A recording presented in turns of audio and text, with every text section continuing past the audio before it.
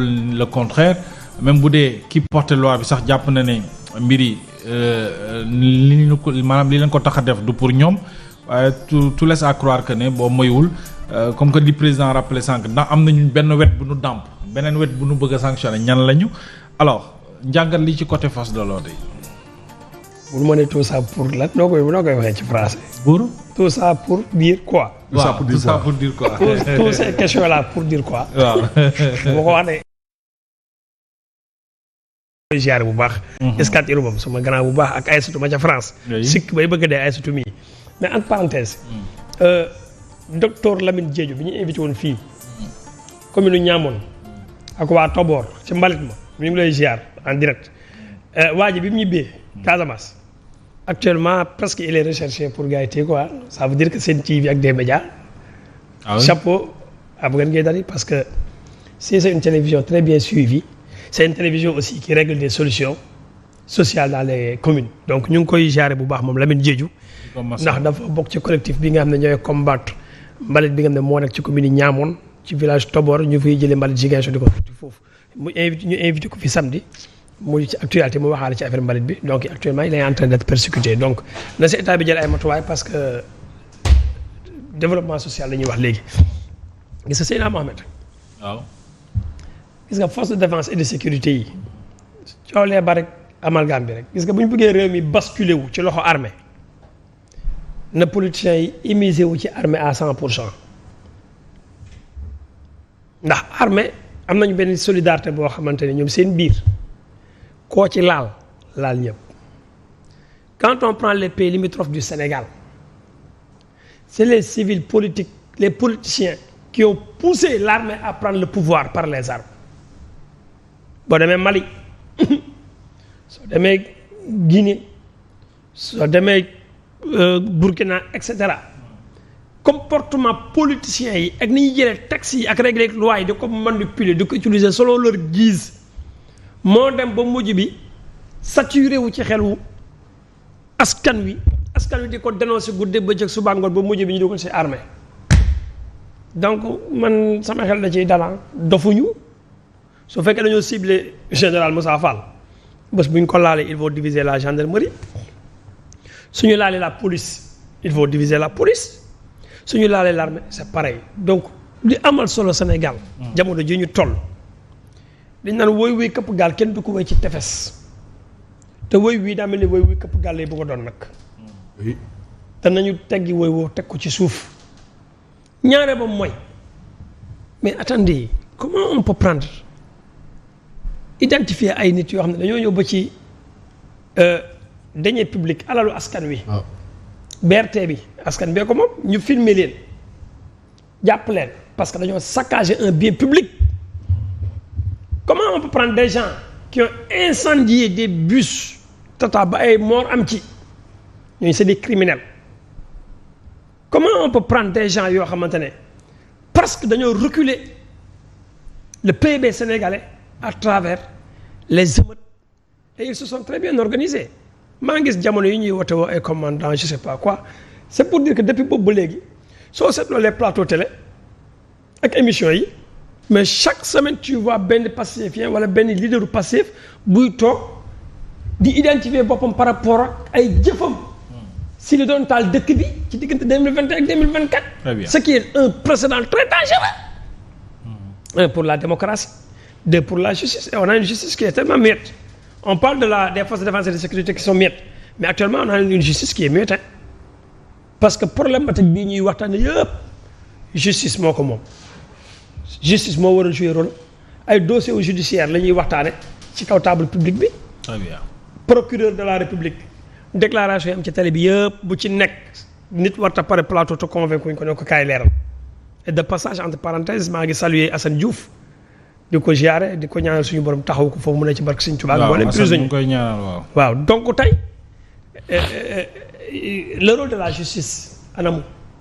On a besoin du ministère de la justice. Est-ce que gënul woon yomb justice intervenir ni ko président rappelé sànq ñu abroger cette loi de façon totale ñu mën a situer les responsabilités nag même ñu dàmpoon sax buñ ci laalee ñu mën a situer les responsabilités mais est-ce que ak nii justice daa ci mën lu bari. c'est biaisé dès le départ. Mohamed déjà loi bi dafa. c'est biaisé dès le départ dama ne ñoom ñi proposé loi bi sax loi bi da leen ëpp doole léegi.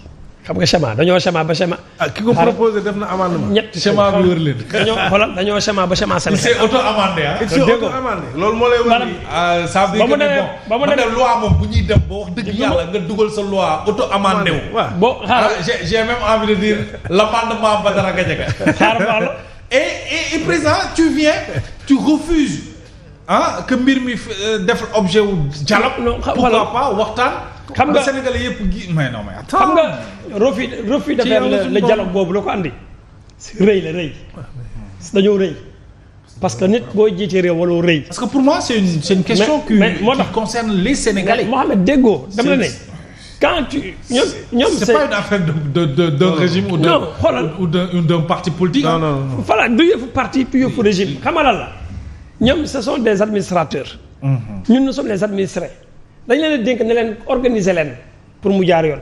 mais li ngeen di organiser nañ si am suñu wàllu ñu di ko ci joxe suñuy xalaat ngeen koy doxal.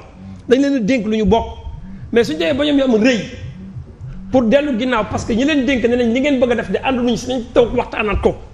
woote leen waxtaan société civile sëriñ si ñëpp ñu waxtaanaat trouver solution te man li ma jàpp solution bi gën a mooy ñu gas wax loi bii gas pax suul ko. recommencer Sénégal à zéro ñi faatu ñu gën leen a massawu gën a taxawu seen i njaboot.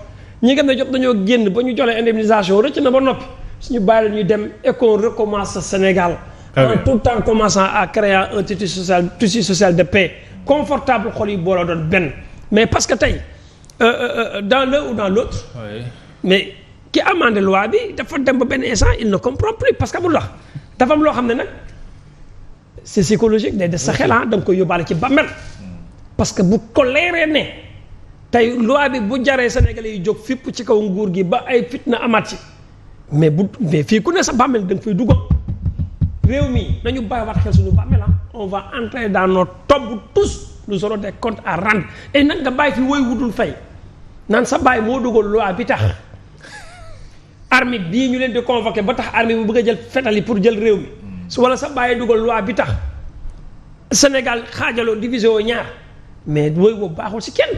am na ñoo xam ne seen woy ci réew mi jagut tey Kéba Mbaye quand on parle de Kéba Mbaye tout le monde est fier et on se rappelle jusqu'à présent des propos de Kéba Mbaye mais Mohamed mais si ak université ñi ko taal ñooñu ay bandits lañ c'est des voyous c'est des brillants c'est des bandits ils doivent être jugés et condamnés ils ont détruit la mémoire intellectuelle du Sénégal.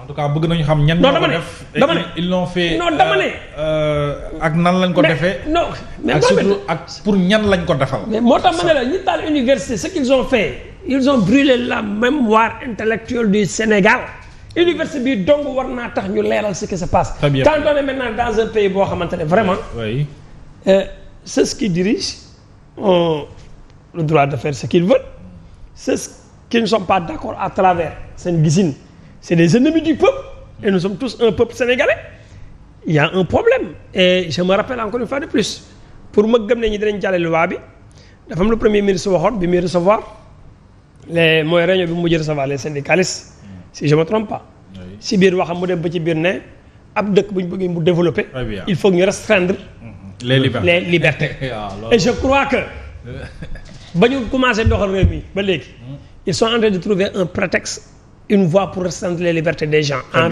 interdisant les marches en prenant la presse en otage en prenant les chroniqueurs ku wax sa xalaat da ngaa yées bu fekkee farug ñoom décision bu ñu bëgg a def dañ koy def loolu c'est restreindre les lois et les libertés des uns et des autres et ça fait le recul de la démocratie. Merci beaucoup Ibrahima Pouye loolu am na solo bon appétit et bonne dégustation jaajëf waay sama waa ji alors président Lamine Gueye ñu jàll ci mais laay lekk balaa ñuy yaakaar ne leen laay lekk suba ba léegi moom laay. da ngaa àndaale sa miche wi ci plateau bi. non barki Serigne Saliou Mbacké Pendo la ci pour foot bi laa ko ñu ñëw ci sortie fête célibataire la man deebu avec la déclaration disons du chef de l'opposition Amadou Ba qui invite les Sénégalais à laisser le gouvernement travailler.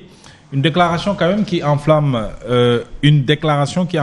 le landerneau politique am na ci ay sorties wala répliques yi nga xam ne seetlu nañu ko la jóge na ci yeneen ci ay hommes politiques